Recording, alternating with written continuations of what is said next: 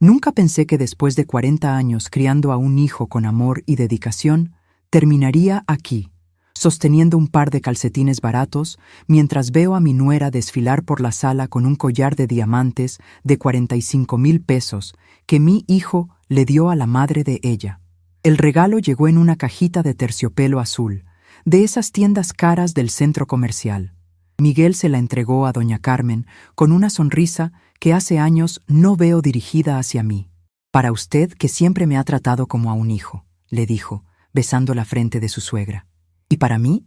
Un paquetito mal envuelto con un par de calcetines grises que claramente compró en el último minuto en cualquier tienda.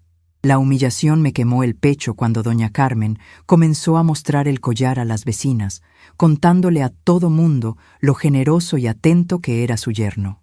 «Miren nomás qué maravilla me dio Miguel, un collar de verdad, con diamantes de verdad».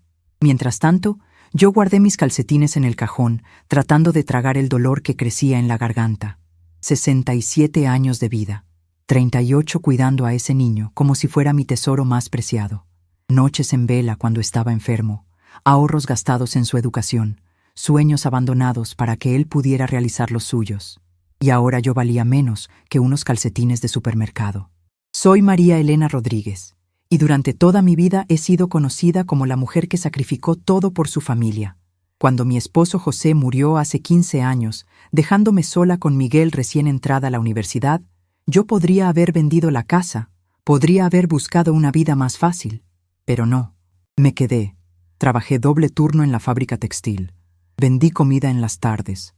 Hice todo lo que fuera necesario para que mi hijo pudiera terminar sus estudios y convertirse en el ingeniero que es hoy. Cada peso que gané fue pensando en él, en su futuro, en su felicidad. Y ahora, después de todo eso, estoy aquí viendo cómo le da 45,000 pesos en diamantes a doña Carmen Silva, la madre de Leticia, su esposa. Carmen, que siempre ha vivido cómodamente gracias a la pensión de su difunto marido, que nunca ha tenido que elegir entre pagar la luz o comprar medicina, que critica mi comida y encuentra defectos en todo lo que hago.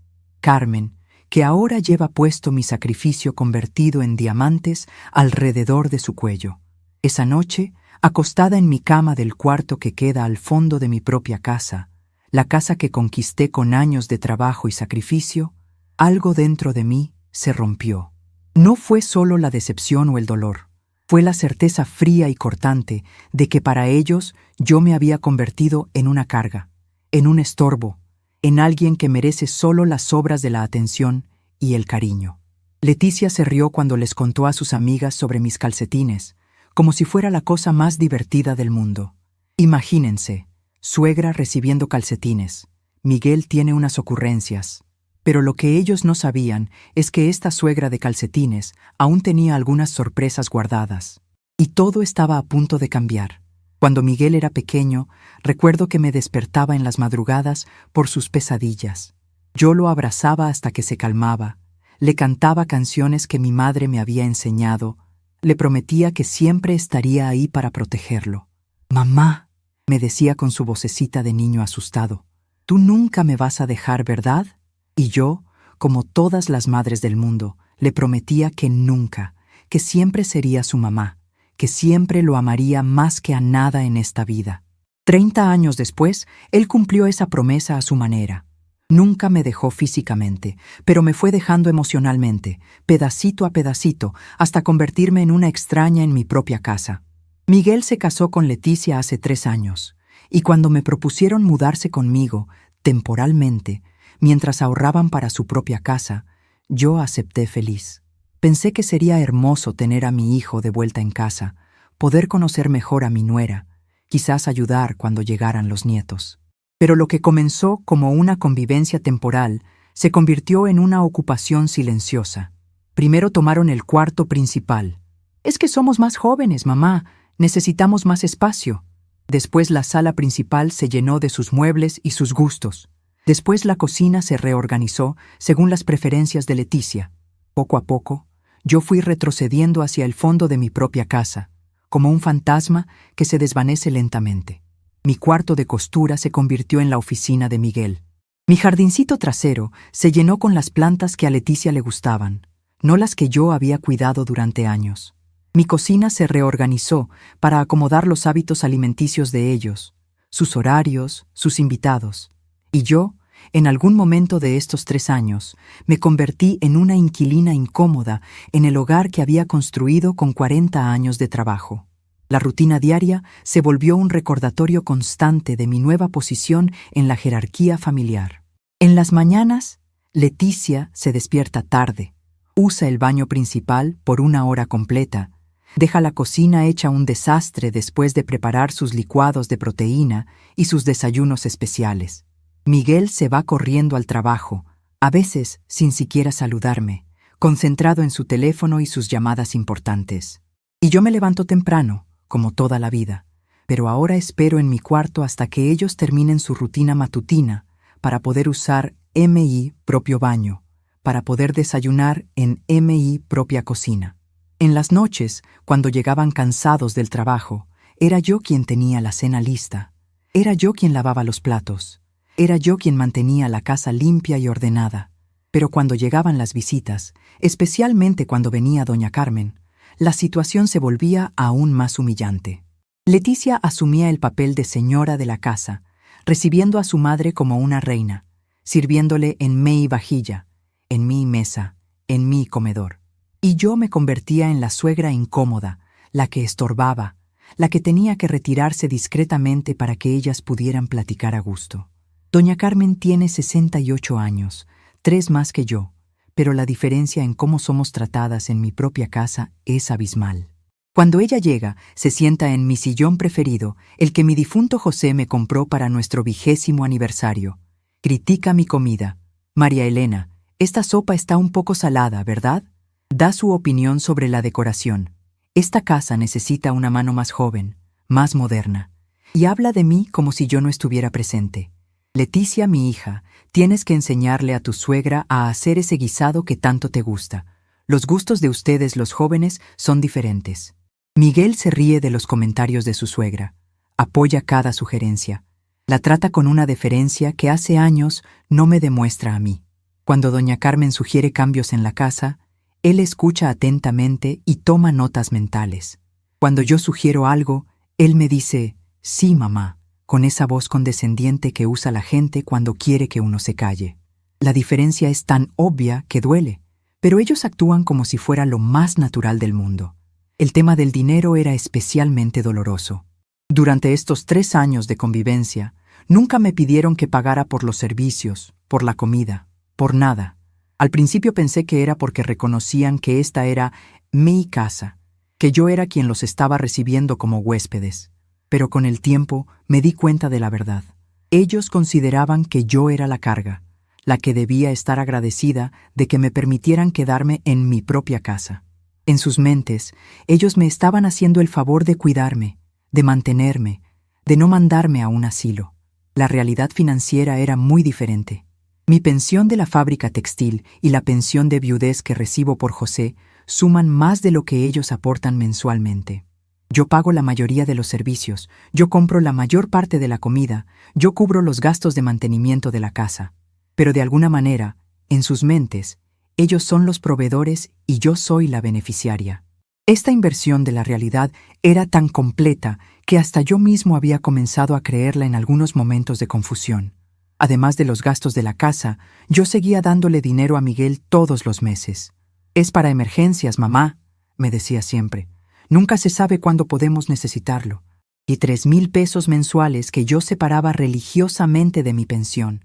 Dinero que podría haber usado para arreglar mis dientes, para comprarme ropa nueva, para darme algunos gustos en mis años dorados. Pero no, ese dinero iba directamente a la cuenta de Miguel, mes tras mes, año tras año. Y fue exactamente ese dinero, ese sacrificio mensual que hago desde hace años, lo que él usó para comprar un collar de 45,000 pesos para su suegra. Cuando me enteré de esto, a través de una conversación que escuché por casualidad entre Miguel y Leticia, sentí como si el mundo se hubiera puesto al revés. Con los 3,000 que me da mi mamá cada mes, en 1 año y medio juntamos lo suficiente para el collar de tu mamá. le decía Miguel a su esposa, con el orgullo de alguien que acaba de hacer una buena inversión. Leticia se emocionó. «Ay, Miguel, mi mamá va a estar tan feliz. Es tan generoso de tu parte pensar en ella así». ¿Generoso? Generoso era usar mi dinero para comprar regalos caros para su suegra mientras a mí me daba calcetines baratos. Generoso era usar los ahorros que yo le daba para emergencias, para comprar joyas, para impresionar a la familia de su esposa. El dolor que sentí en ese momento fue diferente a cualquier cosa que hubiera experimentado antes.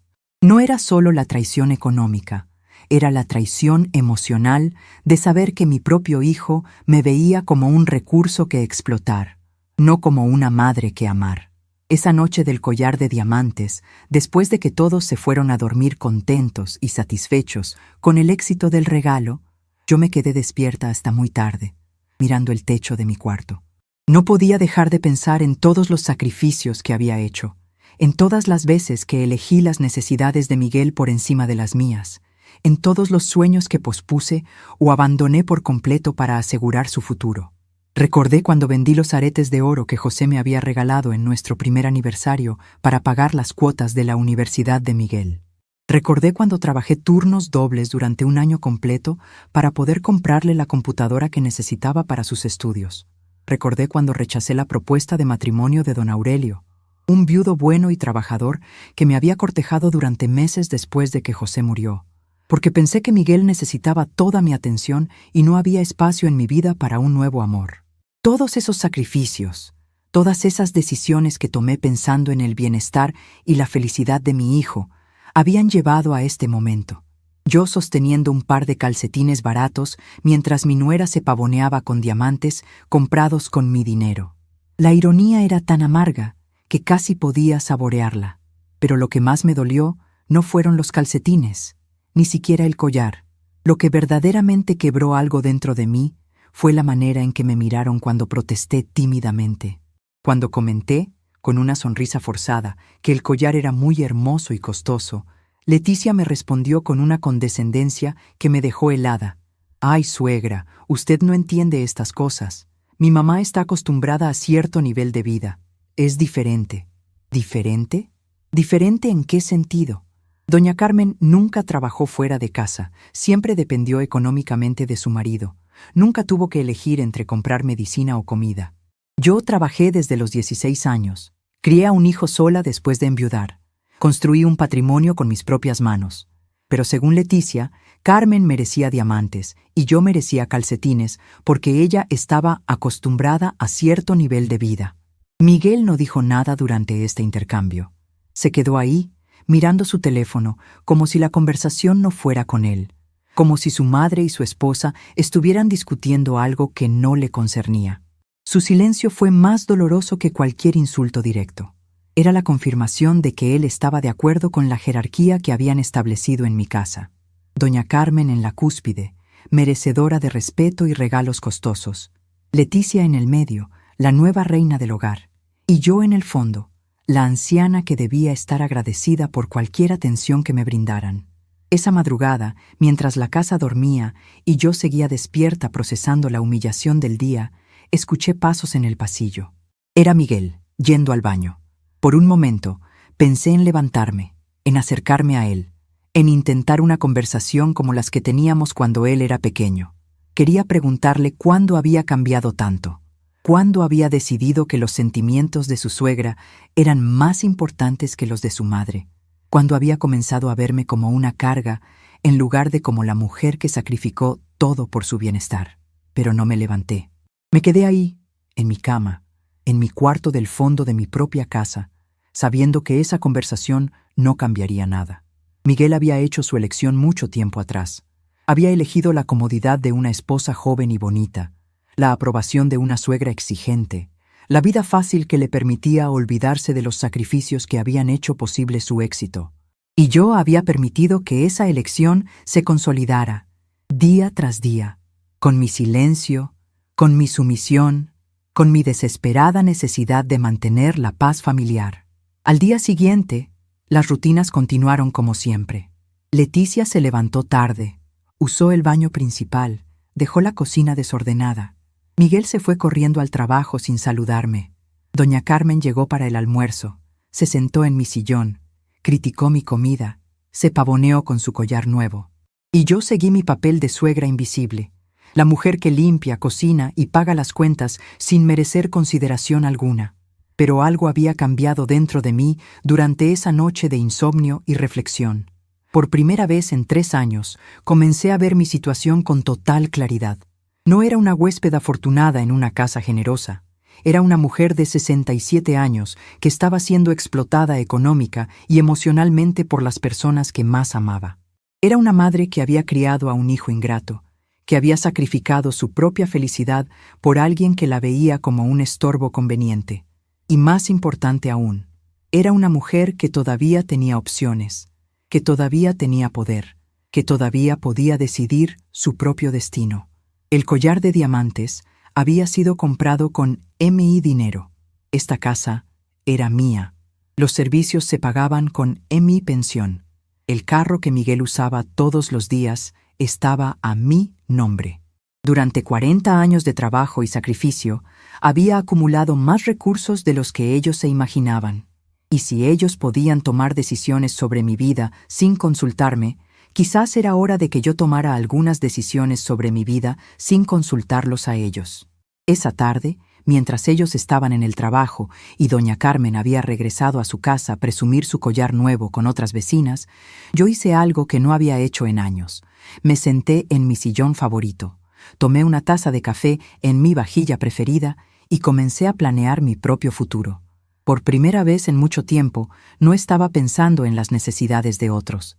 No estaba preocupándome por mantener la paz familiar. No estaba sacrificando mis deseos por el bienestar ajeno. Estaba pensando en María Elena Rodríguez, la mujer que había trabajado 40 años para construir un patrimonio, que había criado a un hijo con amor y dedicación, que merecía respeto y consideración en su propia casa. Y esa mujer estaba cansada de calcetines baratos, cansada de ser invisible, cansada de financiar su propia humillación con el dinero que daba mensualmente para emergencias. Era hora de que aprendieran el verdadero valor de lo que estaban perdiendo. Era hora de que descubrieran qué pasaba cuando la mujer que sostenía todo desde las sombras decidía salir a la luz y reclamar lo que le pertenecía. El collar de diamantes brillaba alrededor del cuello de doña Carmen, pero muy pronto todos descubrirían quién había financiado realmente ese brillo. Miré hacia la ventana, hacia el jardín que había cuidado durante años, hacia la calle donde había vivido la mayor parte de mi vida adulta, y por primera vez en mucho tiempo sonreí. No era una sonrisa amarga o resignada, era la sonrisa de una mujer que acababa de recordar que tenía poder, que tenía opciones, que tenía la capacidad de cambiar su propia historia. Los calcetines baratos seguían guardados en mi cajón, pero ya no me dolían. Ahora los veía como lo que realmente eran, la última gota que había hecho desbordarse el vaso de mi paciencia. Miguel, Leticia y doña Carmen no lo sabían todavía, pero acababan de despertar a una mujer que había olvidado su propia fuerza. Y esa mujer estaba a punto de recordarles a todos una lección que nunca olvidarían. Los días que siguieron al episodio del collar fueron una secuencia dolorosa de pequeñas humillaciones que comencé a notar con una claridad cruel. Era como si alguien hubiera limpiado mis anteojos después de años de ver borroso. Cada gesto, cada comentario, cada decisión tomada sin consultarme se volvió evidente de una manera que me quitaba el aliento. Miguel y Leticia continuaron con sus rutinas como si nada hubiera pasado, como si darle calcetines baratos a la mujer que los había criado y mantenido fuera lo más natural del mundo. En la mesa del desayuno, Leticia organizaba las actividades del día, hablando de nuestra casa y nuestros planes, como si yo fuera un mueble más de la decoración. Miguel, tenemos que llamar al plomero para que revise la tubería del baño principal. Y también hay que cambiar las cortinas de la sala. Las que están ahí son muy anticuadas. Yo me quedaba ahí, masticando mi pan tostado, escuchando cómo decidían el futuro de mi casa sin siquiera preguntarme mi opinión. Cuando intenté sugerir que las cortinas estaban en perfecto estado y que me gustaban porque las había elegido con mucho cuidado, Leticia me sonrió con esa condescendencia que había perfeccionado. «Ay, suegra, usted no entiende de decoración moderna». Estas cosas hay que dejarlas en manos de gente que sabe. La dinámica en la casa había cambiado tanto que yo mismo había dejado de reconocer mi lugar en ella. Antes, cuando Miguel era soltero y vivía conmigo, yo era la señora de la casa. Tomaba las decisiones, organizaba los espacios, decidía qué se compraba y qué no. Pero desde que Leticia llegó, gradualmente fui perdiendo voz y voto en todo. Primero fueron pequeñas cosas: cambiar la marca del detergente porque este es mejor, reorganizar la alacena porque así es más práctico, mover los muebles porque queda mejor el espacio. Cada cambio venía acompañado de una explicación que sonaba razonable, pero el efecto acumulativo era claro. Yo estaba siendo desplazada de mi propio hogar. Doña Carmen tenía incluso una gaveta reservada en la cómoda del cuarto de huéspedes, que antes era mi cuarto de costura, donde dejaba sus pertenencias cuando venía a pasar los fines de semana. Era ahí donde guardaba el famoso collar cuando no lo estaba usando, en una cajita de terciopelo que abría y cerraba docenas de veces al día, admirando sus diamantes. Trataba mi casa como un hotel 5 estrellas. Se sentaba en mi sillón preferido, criticaba mi comida, daba su opinión sobre la decoración y aún encima hablaba de mí como si yo no estuviera presente. Esta casa necesita una reforma, Miguel. Tu madre no tiene mucho gusto para estas cosas modernas. Miguel asentía con todo. Se reía de los comentarios maliciosos, apoyaba cada sugerencia. Cuando sugerí que tal vez podríamos hacer las comidas todos juntos como una familia, Leticia puso los ojos en blanco. Suegra, nosotros tenemos nuestra rutina. Usted entiende, ¿verdad? Esa palabra, usted, se había vuelto como una pared entre nosotros. Antes Miguel me decía, tú. Me trataba con la familiaridad del cariño. Ahora, influenciado por los modales formales de su esposa, había adoptado esa distancia que duele más que cualquier insulto directo. Las memorias llegaban en oleadas que me dejaban sin aire. Miguel pequeño, con fiebre en mis brazos, mientras yo caminaba 3 kilómetros hasta el centro de salud porque no teníamos dinero para el camión. Miguel adolescente, pidiéndome una bicicleta que costaba 2 meses de mi salario, y yo vendiendo mis joyas para realizar su sueño. Miguel joven, necesitando dinero para la universidad, y yo haciendo horas extras, lavando ropa para afuera, vendiendo tamales en la puerta de la fábrica. Cada peso que gané fue pensando en el futuro de él, en la felicidad de él. Recordé vívidamente el día que José murió. Miguel tenía 23 años y estaba en su último semestre de universidad. El funeral fue un martes lluvioso, y mientras bajaban el ataúd de mi esposo, lo único que podía pensar era en cómo iba a seguir pagando la colegiatura de mi hijo. José había dejado una pequeña pensión, pero no era suficiente. Esa misma noche, mientras Miguel lloraba por su padre, yo ya estaba calculando cuántas horas extra necesitaría trabajar, cuántos tamales tendría que vender, cuántos sacrificios tendría que hacer para que él pudiera graduarse sin deudas. Y lo logré. Me las arreglé para que Miguel se graduara sin deber un peso, para que tuviera la ceremonia que se merecía, para que empezara su vida profesional sin las cargas económicas que habían marcado la mía. Pensé que cuando él tuviera éxito, cuando fuera económicamente estable, podríamos tener la relación madre-hijo que siempre había soñado, que él me vería no solo como su madre, sino como su compañera de vida, su confidente, la persona que más lo amaba en el mundo. Pero en algún momento, entre su graduación y su matrimonio, Miguel había reescrito la historia de su vida. En su versión nueva, él era un hombre exitoso por sus propios méritos, que había superado las dificultades de perder a su padre joven gracias a su esfuerzo personal. Mi papel se había reducido al de una madre básica que había hecho lo mínimo indispensable. Los sacrificios se habían vuelto invisibles. Los años de privaciones se habían borrado de su memoria selectiva. Esto se hizo especialmente evidente una tarde cuando llegaron unos amigos de la universidad a visitarlo. Yo estaba en la cocina preparando botanas, escuchando sin querer la conversación en la sala. Uno de sus amigos comentó: «Miguel, qué suerte tienes de haber podido estudiar sin trabajar. Yo tuve que trabajar medio tiempo y fue durísimo». La respuesta de Miguel me dejó helada. Sí, la verdad es que mi papá dejó una buena pensión cuando murió. Mi mamá nunca ha tenido que preocuparse por el dinero. ¿Nunca me había preocupado por el dinero? ¿La pensión de José había sido suficiente? Tuve que sentarme porque las piernas me temblaron de la impresión. Miguel había reescrito completamente los años más difíciles de nuestras vidas. Había borrado de un plumazo todos mis sacrificios, todas las noches que me quedé despierta calculando gastos, todas las veces que comí frijoles para que él pudiera comer carne. Esa noche, cuando se fueron sus amigos, no pude contenerme. Miguel, le dije cuando estuvimos solos, escuché lo que le dijiste a Roberto sobre la pensión de tu papá. Se puso incómodo inmediatamente. ¿Qué pasa, mamá? La pensión de tu papá nunca fue suficiente para pagar tu universidad. Yo trabajé doble turno durante 4 años para que tú pudieras estudiar sin preocupaciones. Se quedó en silencio un momento, y luego me respondió con una frialdad que me desconcertó. Mamá, no exageres. Yo sé que tuviste que trabajar un poco más, pero tampoco fue para tanto. ¿Un poco más? ¿No fue para tanto? En ese momento entendí que Miguel no solo había olvidado mis sacrificios, sino que los había minimizado tanto en su mente que ya no existían.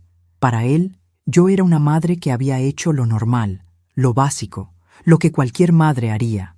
Nunca había sido una heroína que movió cielo y tierra para asegurar su futuro. Era solo una mujer que había trabajado un poco más de lo normal. Esa conversación me marcó profundamente porque me di cuenta de que la ingratitud de Miguel no era nueva.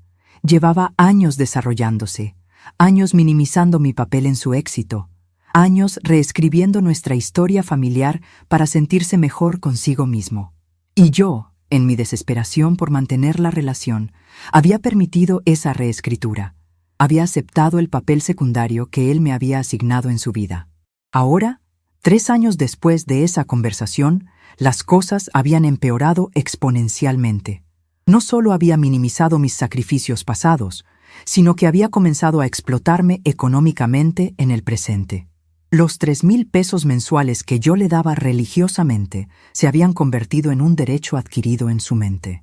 Nunca me preguntaba si yo necesitaba ese dinero. Nunca se ofrecía a devolvérmelo cuando tenía meses buenos en el trabajo. Nunca cuestionaba si era justo que una mujer pensionada estuviera subsidiando los caprichos de un ingeniero con sueldo. Y Leticia había perfeccionado el arte de hacerme sentir invisible. Durante las comidas, dirigía toda la conversación hacia temas que no me incluían. El trabajo de Miguel, sus amigas, sus planes de pareja, sus opiniones sobre política y actualidad. Cuando yo trataba de participar, ella me respondía con monosílabos o cambiaba de tema inmediatamente. «Ah, sí, suegra, qué interesante», decía con una sonrisa falsa, y luego se dirigía a Miguel. «Oye, mi amor, ¿ya viste lo que publicó Andrea en Facebook?» Los fines de semana eran especialmente difíciles porque era cuando venía doña Carmen. La transformación de Leticia en esos días era dramática. Se levantaba temprano, preparaba desayunos elaborados, arreglaba la casa con flores frescas, se vestía con sus mejores ropas, recibía a su madre como si fuera una visita de estado, con abrazos efusivos y preguntas detalladas sobre su salud, sus amigas, sus planes, y yo me volvía aún más invisible, si eso era posible. Doña Carmen aprovechaba estos fines de semana para reorganizar mi casa según sus gustos. «Leticia, mi hija, ¿por qué no mueves esta planta de aquí? Queda mejor en la ventana». «Miguel, deberías convencer a tu mamá de cambiar estos cuadros. Están muy pasados de moda. Esta vajilla ya está muy vieja.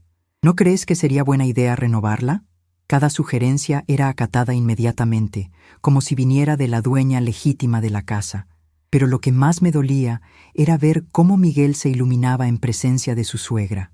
Le contaba anécdotas del trabajo, le pedía consejos, se reía de sus chistes, la trataba con una atención y un respeto que ya no me demostraba a mí.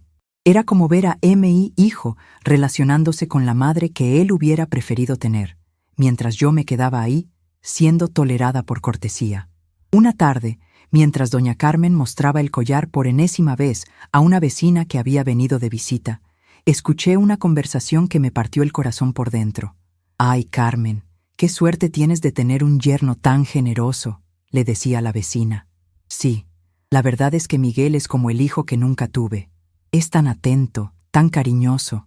No como mi propia hija, que casi ni me visita. Y luego, bajando la voz, pero no lo suficiente como para que yo no la escuchara. La mamá de él es muy diferente. Es de esas señoras que se amargan con la edad. ¿Amargada? ¿Yo estaba amargada? Quizás tenían razón.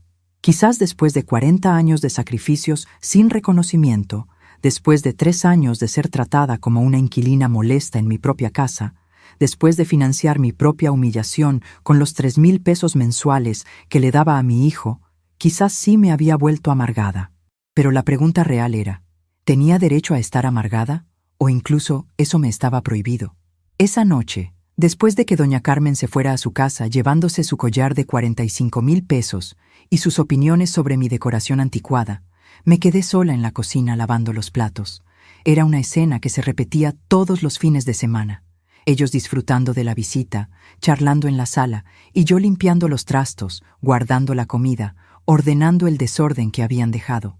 Mientras lavaba las copas en las que habían brindado por no sé qué celebración, miré por la ventana hacia el patio trasero, donde José y yo habíamos plantado un naranjo cuando Miguel tenía 10 años.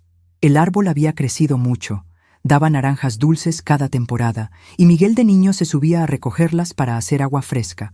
Ahora ni siquiera recordaba que ese árbol existía, mucho menos que lo habíamos plantado pensando en él, imaginando los años futuros cuando él trajera a sus propios hijos a recoger naranjas con su abuela. Las lágrimas comenzaron a caer sin que me diera cuenta. No eran lágrimas dramáticas, sino el tipo de llanto silencioso y constante que sale cuando el corazón está demasiado cansado para contener más dolor. 40 años trabajando para hacer realidad los sueños de mi hijo, y ahora estaba aquí, llorando sola en mi propia cocina mientras él se reía en la sala con su esposa, planeando cambios en mi casa como si yo ya no existiera. Pero entonces, en medio de ese dolor, algo comenzó a cambiar dentro de mí. Era como si una voz interior, que había estado callada durante años, comenzara a hablar más fuerte que la voz de la resignación. María Elena, me decía esa voz, tú construiste esta vida. Tú pagaste esta casa, tú criaste a ese hijo, tú tienes derecho a ser respetada en tu propio hogar. Sequé mis lágrimas y miré alrededor de la cocina. Cada electrodoméstico había sido comprado con mi dinero. Cada plato que estaba lavando había sido pagado con mi trabajo. La estufa donde cocinaba para ellos todos los días la había elegido yo, con mi gusto, con mi presupuesto. Esta no era su casa donde yo era tolerada por bondad. Esta era mi casa, donde ellos vivían por mi generosidad. Al día siguiente, lunes por la mañana, después de que Miguel y Leticia se fueran a trabajar, hice algo que no había hecho en meses. Me vestí con mi mejor ropa y salí a caminar por mi colonia. No tenía un destino específico. Solo quería recordar cómo se sentía salir de esa casa que se había vuelto una prisión emocional. Caminé por las calles donde había vivido durante 20 años. Saludé a los vecinos que me conocían desde que Miguel era niño. Me detuve en la panadería donde compraba el pan dulce que tanto le gustaba a José. Don Ramiro, el panadero, me reconoció inmediatamente. «Doña María Elena, hacía mucho que no la veía por aquí. ¿Cómo está?» Su pregunta simple me tomó por sorpresa. ¿Cómo estaba? Hacía tanto tiempo que nadie me preguntaba genuinamente cómo me sentía que por un momento no supe qué responder. «Bien, don Ramiro, aquí andamos», respondí automáticamente. Pero él me miró con esos ojos sabios que da la experiencia de toda una vida. «¿De verdad está bien, doña? La veo un poco triste». Su observación me quebró. Este hombre, que apenas me conocía como cliente, había notado en 5 minutos lo que mi propio hijo no había visto en meses. «La verdad, don Ramiro, han sido tiempos difíciles. ¿Quiere platicarme?» A veces ayuda a desahogarse con alguien que no esté tan involucrado. Me senté en la silla de plástico que tenía junto al mostrador y por primera vez en años hablé honestamente sobre mi situación. Le conté sobre los calcetines y el collar, sobre cómo me sentía invisible en mi propia casa, sobre los 3,000 pesos mensuales que daba sin cuestionamientos, sobre la manera en que doña Carmen había tomado mi lugar como la matriarca respetada de la familia. Don Ramiro me escuchó sin juzgar, asintiendo de vez en cuando, ofreciéndome un vasito de agua cuando mi voz se quebró. «Doña María Elena», me dijo cuando terminé mi relato, Usted es una mujer fuerte que ha pasado por cosas muy difíciles, pero no está obligada a seguir siendo la mártir de nadie. Su hijo ya es un hombre adulto con su trabajo y su esposa. Ya es hora de que usted piense en su propia felicidad. Sus palabras eran simples, pero tenían una verdad que me resonó profundamente. Regresé a casa esa tarde con una perspectiva diferente. En lugar de entrar silenciosamente por la puerta trasera, como había desarrollado la costumbre, entré por la puerta principal. En lugar de dirigirme inmediatamente a la cocina para preparar la cena, me senté en mi sillón favorito de la sala. Cuando Miguel y Leticia llegaron del trabajo y me vieron ahí, parecieron genuinamente sorprendidos. «Mamá, ¿qué haces sentada aquí?», me preguntó Miguel como si fuera extraño que yo estuviera en mi propia sala. «Estoy descansando en mi casa», respondí con una tranquilidad que me sorprendió a mí misma. «¿Ya no preparaste la cena?», preguntó Leticia con un tono que sugería que yo había fallado en mis obligaciones. «Hoy decidí tomarme un descanso. Pueden pedir algo por teléfono o cocinar ustedes mismos». El silencio que siguió fue tenso y prolongado. Era la primera vez en 3 años que yo no había asumido automáticamente la responsabilidad de alimentarlos. Era la primera vez que había puesto mis necesidades antes que las de ellos. Y era la primera vez que había hablado como la dueña de la casa que era, no como una empleada doméstica agradecida. Miguel y Leticia intercambiaron miradas que no pudieron interpretar. Finalmente, Miguel preguntó: «¿Está todo bien, mamá? Te veo diferente». «Estoy perfectamente bien, hijo. Solo estoy empezando a recordar algunas cosas que había olvidado». «¿Qué tipo de cosas?», insistió. «Cosas como que esta es mi casa, que ustedes viven aquí por mi generosidad y que merezco ser tratada con respeto en mi propio hogar». Era la primera vez que verbalizaba esta realidad, y las palabras salieron con una fuerza que no sabía que tenía. Miguel se veía incómodo. Leticia parecía entre molesta y confundida. Pero yo me sentí más libre de lo que me había sentido en años. Era como si hubiera estado conteniendo la respiración durante mucho tiempo y finalmente hubiera podido exhalar. Esa noche, mientras ellos hablaban en voz baja en su cuarto, probablemente discutiendo mi extraño comportamiento, yo me acosté en mi cama con una sensación de calma que no experimentaba desde hacía mucho tiempo. Por primera vez en años me había puesto en primer lugar. Por primera vez en años había actuado como la dueña de mi propia vida. Y esto era solo el comienzo. Si ellos podían tomar decisiones sobre mi casa, mi dinero y mi lugar en la familia sin consultarme, entonces yo también podía tomar algunas decisiones sin consultarlos. El collar de diamantes de doña Carmen brillaba en mi mente como un símbolo de todo lo que estaba mal en mi situación. Pero ese collar había sido comprado con mi dinero, y era hora de que todos recordaran exactamente quién tenía el poder real en esta casa. La mañana siguiente trajo una claridad extraña, como si hubiera despertado de un sueño largo y confuso. Me levanté temprano, como toda la vida, pero esta vez no fue para adelantarme a las rutinas de ellos. Me levanté porque quería ver el amanecer desde mi propia ventana, en mi propia casa, sin prisa, sin presiones, sin la sensación de estar estorbando en mi propio hogar. Miré en el espejo y vi a una mujer que había pasado la vida entera sirviendo a otros, olvidándose de sí misma. Pero yo aún estaba aquí, aún respiraba, aún tenía fuerzas. Y principalmente, aún era la dueña de mi propia casa y de mis propios bienes. Mientras Miguel y Leticia salieron para el trabajo, llevándose a doña Carmen para un almuerzo especial en celebración al collar, otra celebración financiada indirectamente por mí, hice la primera llamada que cambiaría todo. «Buenos días. Me gustaría hablar con un abogado sobre cuestiones de patrimonio». Mi voz sonó más firme de lo que esperaba, como si hubiera estado practicando esta conversación durante años. El licenciado Hernández, el abogado que me atendió el mismo día, era un hombre serio, de lentes, que escuchó mi historia sin juzgarme. «Señora María Elena, ¿la casa está a su nombre?». «Sí, siempre había estado». «¿El coche también?». «También». «Entonces usted tiene total derecho de hacer lo que quiera con sus bienes». Le expliqué sobre el collar de 45,000 pesos, sobre los calcetines, sobre cómo me sentía en mi propia casa. Él movió la cabeza con comprensión. «Desafortunadamente veo muchos casos así. Hijos que olvidan de dónde vinieron». Cuando salí del despacho, llevaba conmigo una certeza que no había sentido en años. Yo aún tenía control sobre mi propia vida. Comencé a buscar un departamento pequeño pero acogedor del otro lado de la ciudad, lejos de humillaciones y calcetines baratos. No quería algo grande o lujoso. Solo quería un espacio que fuera completamente mío, donde nadie pudiera hacerme sentir invisible o no deseada. La búsqueda del departamento se convirtió en una aventura secreta que me llenaba de energía. Cada mañana, después de que ellos se fueran, yo salía a ver opciones. Encontré un lugar perfecto en la colonia del Valle, un departamento en un segundo piso con mucha luz natural, una cocina pequeña pero funcional, y una sala que daba a un parque donde las señoras de mi edad se sentaban a platicar en las tardes.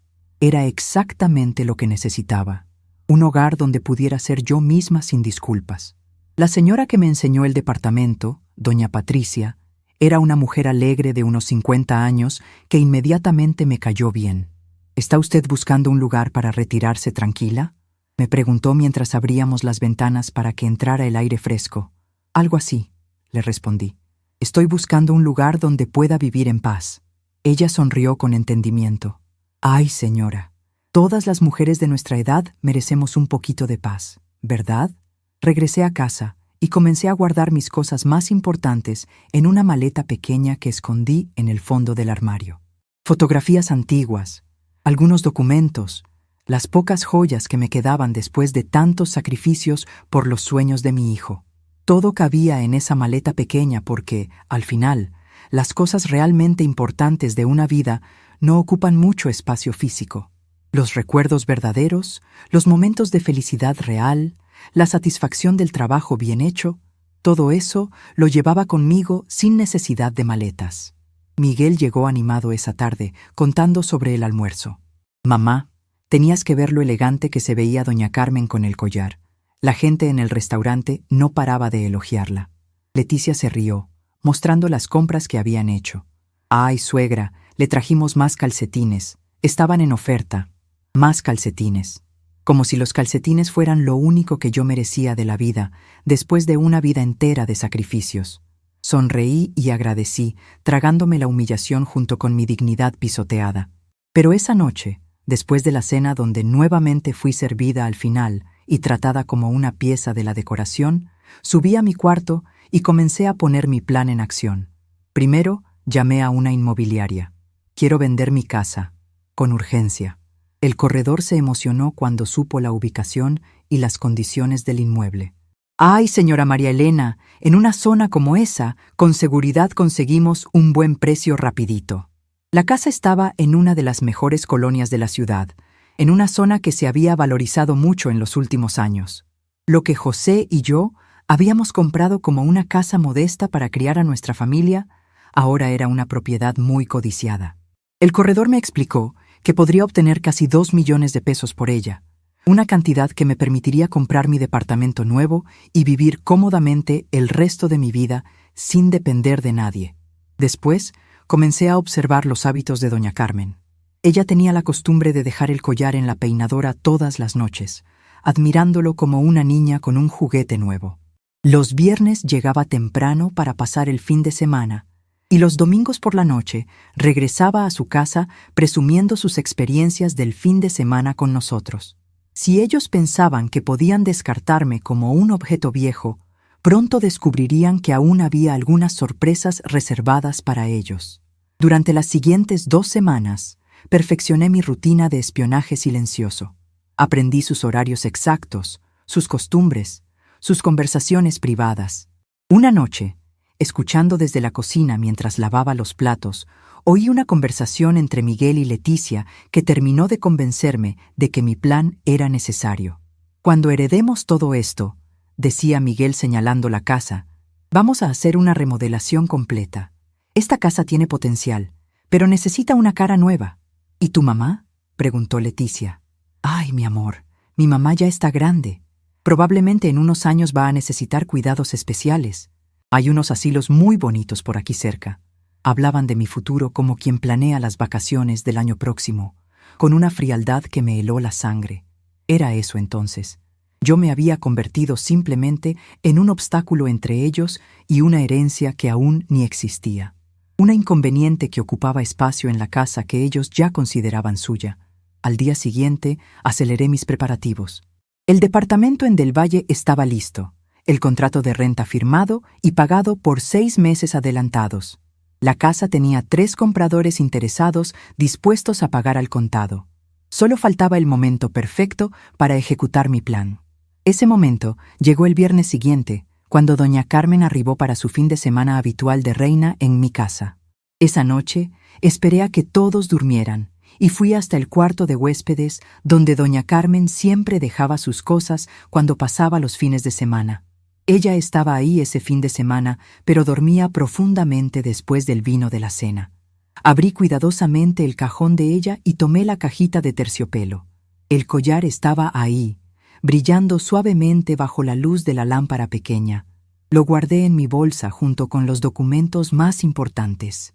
Al fin y al cabo, quien pagó 45,000 pesos por esos diamantes fui yo, a través del dinero que deposito mensualmente en la cuenta de mi hijo. Si él podía usar mi dinero sin consultarme, yo podía recuperar lo que era mío por derecho. En la mañana siguiente, cuando todos salieran para sus rutinas, yo también saldría, pero para nunca más regresar. Esa última madrugada en mi casa, no pude dormir. Me quedé despierta viendo por la ventana, recordando todos los momentos importantes que habían pasado entre esas paredes. El día que trajimos a Miguel recién nacido del hospital, sus primeros pasos en la sala, las fiestas de cumpleaños en el jardín, las navidades cuando José aún vivía y éramos una familia completa y feliz, las noches de desvelo cuando Miguel estaba enfermo, los desayunos domingo cuando él me contaba sus sueños de ser ingeniero.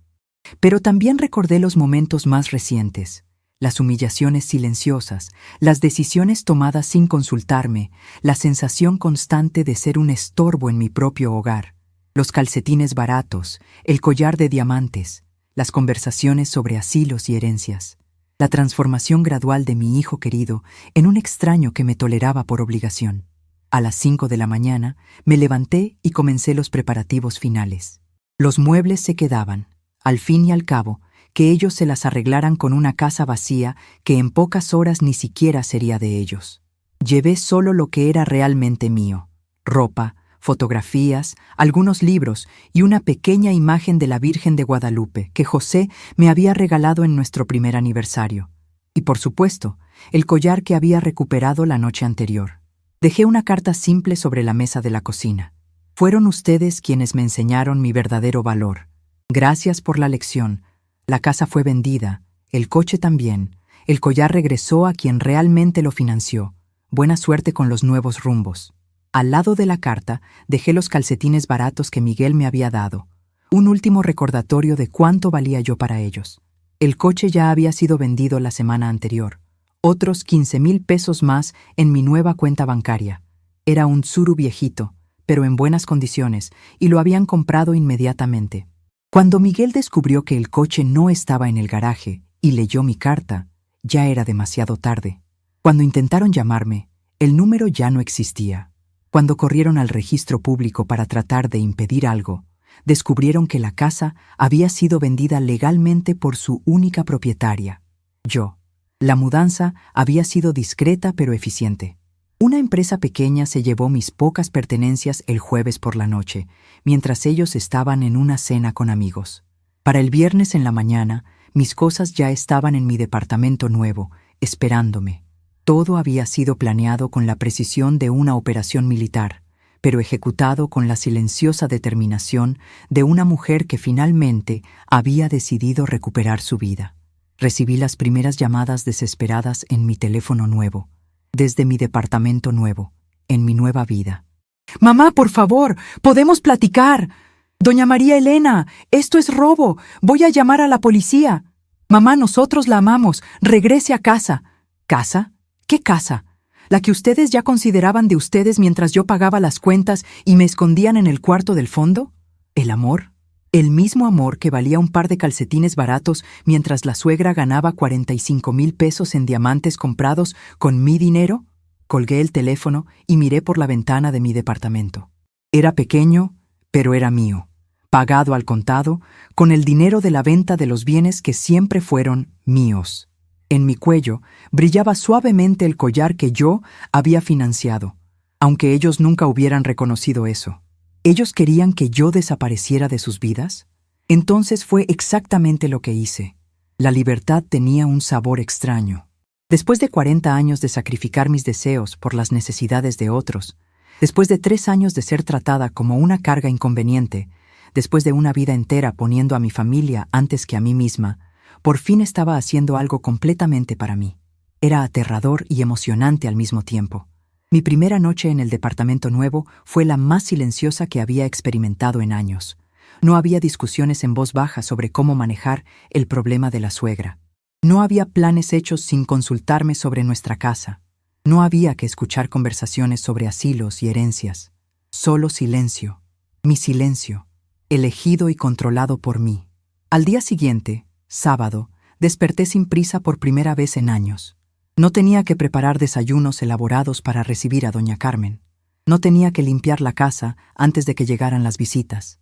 No tenía que esconder mis pertenencias para hacer espacio a los gustos de otros. Podía hacer lo que quisiera, cuando quisiera, sin pedir permiso a nadie. Salí a caminar por mi nueva colonia. El parque frente a mi edificio estaba lleno de familias, niños jugando, parejas de ancianos alimentando palomas. Era una escena de normalidad y paz que contrastaba dramáticamente con la tensión constante de los últimos años. Me senté en una banca y por primera vez en mucho tiempo simplemente observé el mundo sin preocuparme por las tareas domésticas que me esperaban, sin calcular cuánto dinero tendría que dar el próximo mes, sin planificar cómo mantener la paz familiar. Una señora mayor se sentó a mi lado. «Buenos días», me dijo con una sonrisa genuina. «¿Es usted nueva por aquí?» «Sí», le respondí. «Me acabo de mudar».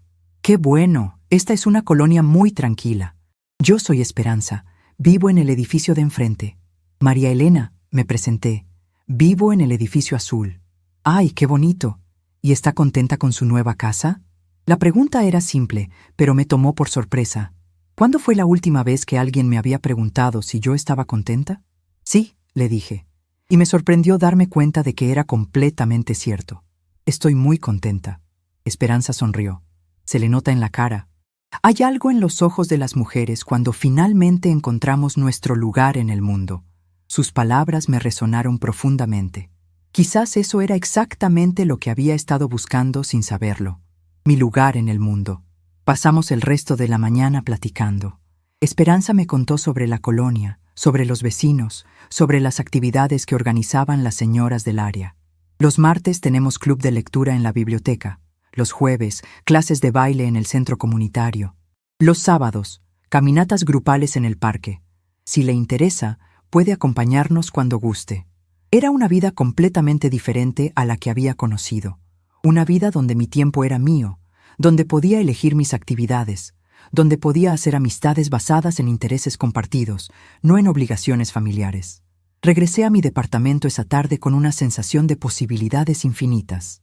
Por primera vez en años, el futuro se veía como una página en blanco que yo podía llenar como quisiera, no como una serie de obligaciones y sacrificios predeterminados. Podía leer los libros que quisiera, ver los programas que me gustaran, cocinar solo lo que se me antojara. Podía gastar mi dinero en mí misma sin sentir culpa.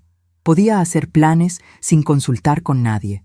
Esa noche, mientras preparaba una cena sencilla solo para mí, mi teléfono nuevo sonó otra vez.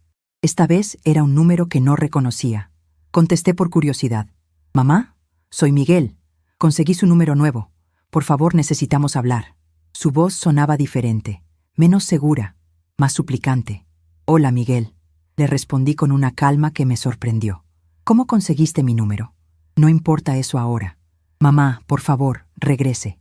Podemos arreglar todo». «¿Arreglar qué exactamente?», le pregunté. «Todo está exactamente como debe estar. Yo estoy en mi casa, ustedes están en su nueva situación y cada quien tiene lo que se merece. Mamá, usted no puede hablar en serio. No puede vender la casa familiar, no puede llevarse las cosas, no puede desaparecer así». «¿Por qué no puedo? Era mi casa, eran mis cosas, es mi vida. Por primera vez en años estoy tomando decisiones sobre mi propia existencia. El silencio del otro lado de la línea fue largo. Finalmente, Miguel habló con una voz que no había escuchado desde que era niño. Vulnerable, asustada, perdida.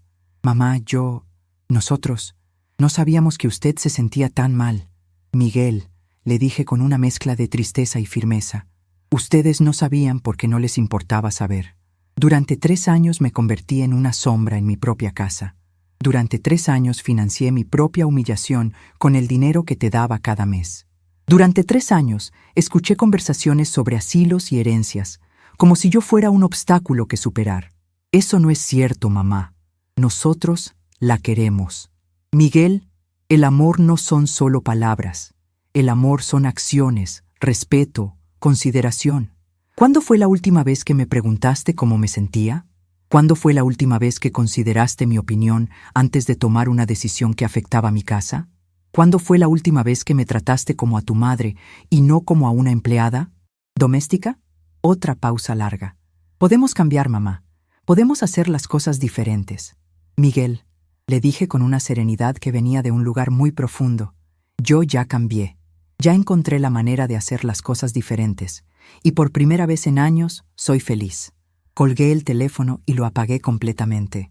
Me serví una copa de vino, algo que no había hecho en años porque Leticia siempre tenía opiniones sobre señoras de mi edad tomando alcohol.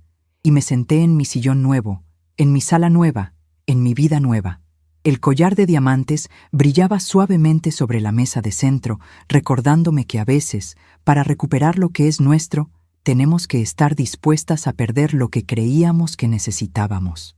Afuera, las luces de la ciudad comenzaban a encenderse. Era sábado por la noche, y por primera vez en 3 años no tenía que preocuparme por preparar la casa para la visita de doña Carmen al día siguiente. No tenía que escuchar comentarios sobre mi comida, mi decoración, mis decisiones. No tenía que ser invisible en mi propio hogar. Por primera vez en mucho tiempo, era simplemente María Elena Rodríguez, una mujer libre, independiente y dueña de su propio destino. 3 semanas habían pasado desde mi liberación cuando recibí la visita que había estado esperando. Un golpe suave en mi puerta me sorprendió una tarde de jueves mientras leía tranquilamente en mi sillón nuevo. Al abrir, encontré a Miguel parado ahí, con una expresión que no había visto en años. Humilde, perdida, casi infantil. No venía con la seguridad del ingeniero exitoso que se había vuelto. Venía como el niño que una vez corrió hacia mí cuando tenía miedo. «Hola, mamá», me dijo con una voz que temblaba ligeramente. «Hola, Miguel», le respondí, sin invitarlo a pasar inmediatamente. Quería que entendiera que este era mi espacio ahora, que aquí las reglas las ponía yo. «¿Cómo conseguiste mi dirección?» «Don Ramiro, el panadero», admitió. Le supliqué que me dijera dónde estaba usted. Está muy preocupado por usted. Lo invité a pasar, pero no por lástima o nostalgia. Lo hice porque quería que viera con sus propios ojos lo que su madre había construido con su propia fuerza. Quería que entendiera que yo no era la anciana indefensa que necesitaba ser rescatada de su propia impulsividad. Era una mujer que había tomado decisiones inteligentes y estaba viviendo las consecuencias positivas de esas decisiones. Miguel miró alrededor del departamento con sorpresa genuina. Era pequeño comparado con la casa que había vendido, pero cada rincón reflejaba mis gustos, mis decisiones, mi personalidad. Las plantas que había elegido sin que nadie las criticara. Los cuadros que me gustaban sin importar si eran modernos o no.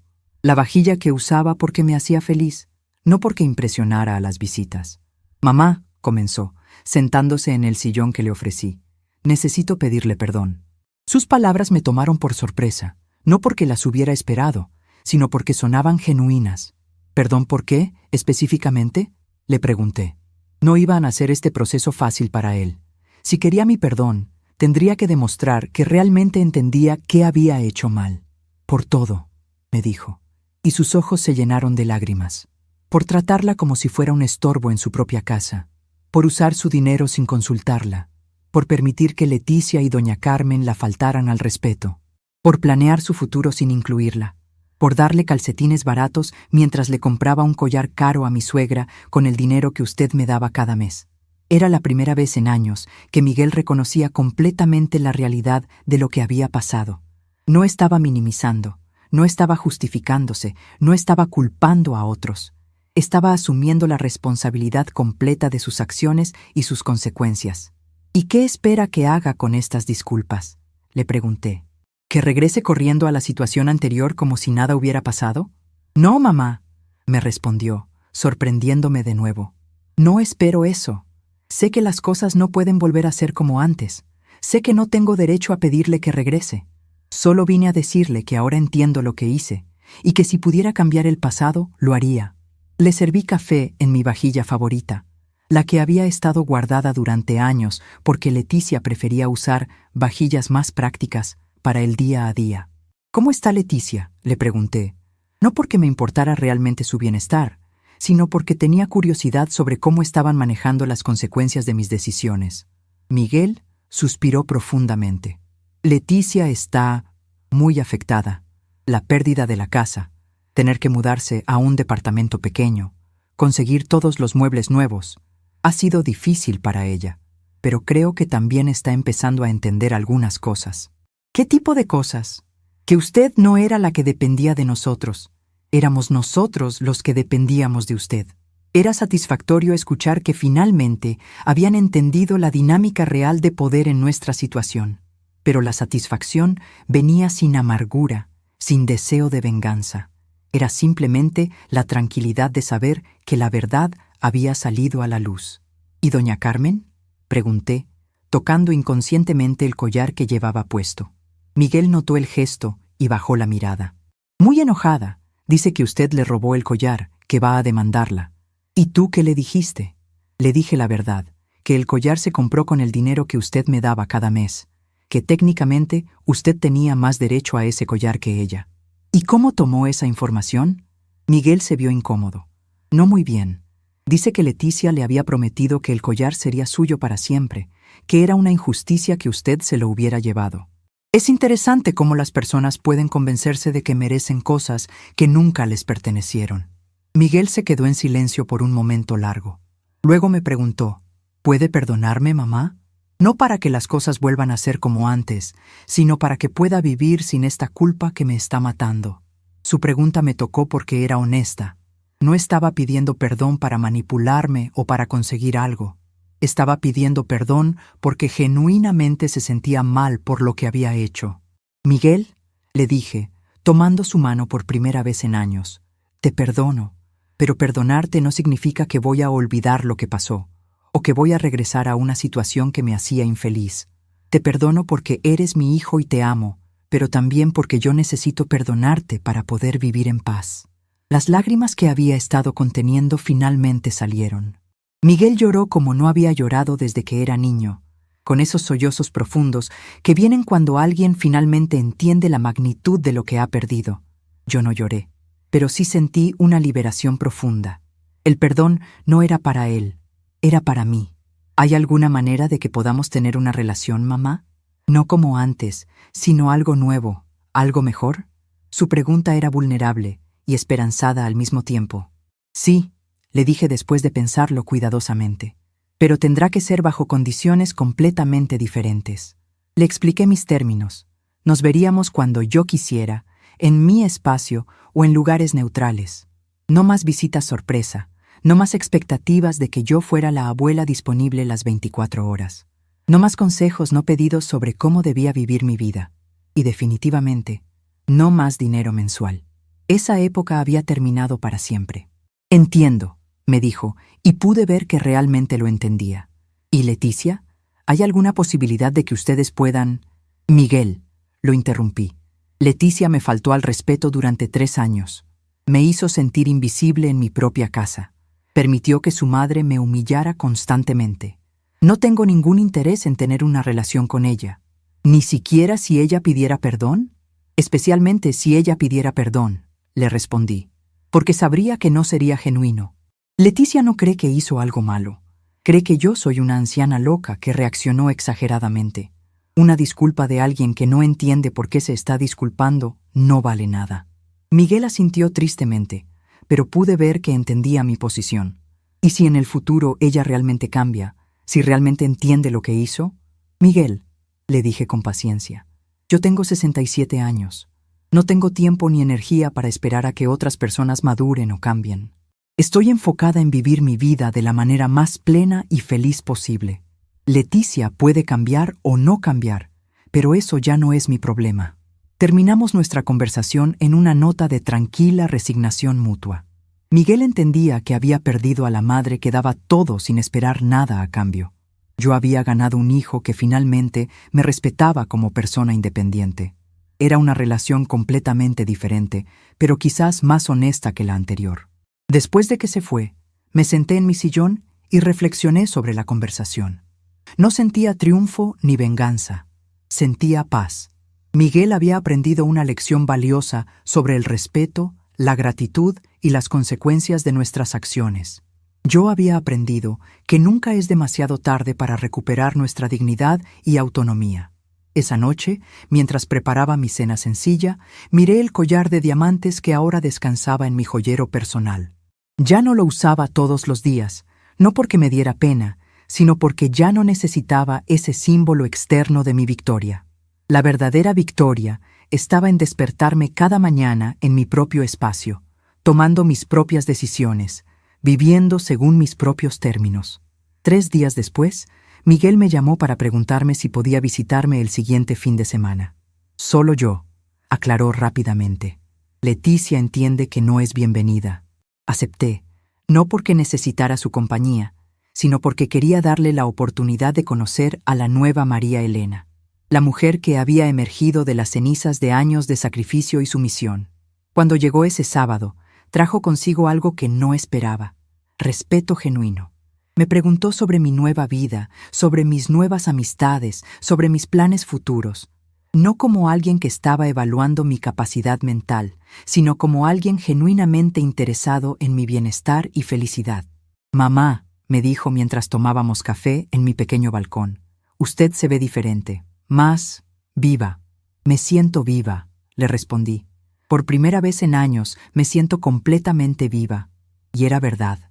Había redescubierto partes de mí misma que creía perdidas para siempre: mi sentido del humor, mi amor por la lectura, mi disfrute de las conversaciones sin propósito específico, mi capacidad de hacer amistades genuinas.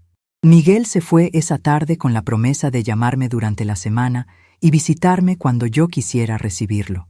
Era una relación nueva, construida sobre bases completamente diferentes: respeto mutuo, límites claros y la comprensión de que el amor no significa sacrificarlo todo por los otros.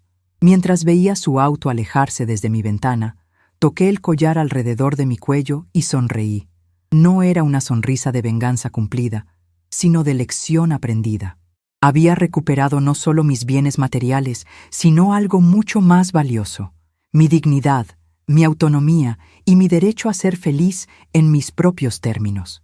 6 meses habían pasado desde que dejé atrás la vida de humillaciones y calcetines baratos. Mi departamento pequeño se había transformado en un verdadero hogar, con plantas en el balcón, libros en los estantes y la paz que había olvidado que existía. Despierto cuando quiero, como lo que me gusta, veo los programas que me interesan. No hay nadie sirviéndome al final, nadie hablando de mí como si fuera un mueble inconveniente. El silencio de mi nueva rutina no está vacío, es liberador. Las llamadas desesperadas disminuyeron con el tiempo. Al principio eran diarias. Miguel llorando por teléfono, Leticia prometiendo cambios, hasta doña Carmen pidiendo disculpas por el collar. Pero yo había aprendido una lección valiosa. Cuando alguien muestra quién realmente es, hay que creerle la primera vez. Ellos mostraron que yo valía menos que calcetines de supermercado, que mi amor de toda una vida podía ser descartado por conveniencia. Ahora yo mostré que una mujer de 67 años todavía puede tener la última palabra sobre su propia vida. Hoy, sentada en mi sillón, que es realmente mi sillón, miro el collar de diamantes en la peinadora y sonrío. No se trata del dinero o las joyas. Se trata de dignidad, del derecho a ser respetada en mi propia casa, del valor que siempre tuve pero que había olvidado. Miguel y Leticia aprendieron que despreciar a quien nos ama tiene consecuencias. Doña Carmen descubrió que no todo brillo dura para siempre, y yo aprendí que nunca es tarde para empezar de nuevo, para elegir la propia felicidad, para decir no a lo que nos hace daño. Mi nueva vida tiene rutinas simples pero profundamente satisfactorias. Los martes voy al club de lectura con Esperanza y otras señoras del barrio. Discutimos novelas, compartimos café, nos reímos de cosas que solo nosotras entendemos. Los jueves tomo clases de baile en el centro comunitario. Al principio me daba pena, pero ahora disfruto la música, el movimiento, la sensación de mi cuerpo recordando que todavía está vivo y capaz de alegría. Los sábados camino por el parque con mi grupo de amigas nuevas.